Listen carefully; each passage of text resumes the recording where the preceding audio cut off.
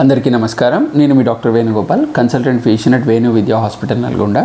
చాలామంది అడుగుతుంటారు, సార్ ఈ ఎలర్జెన్స్ అంటే నాకు ఈ ఊకే కాఫ్ వస్తుంటుంది, దేనికి ఎక్స్పోజ్ అయితే కాఫ్ వస్తుంది, డ్రై కాఫ్ వస్తుంది, కంటిన్యూస్గా వస్తుంది, ఎలర్జెన్స్ వల్ల వస్తుందా అని అడుగుతుంటారు.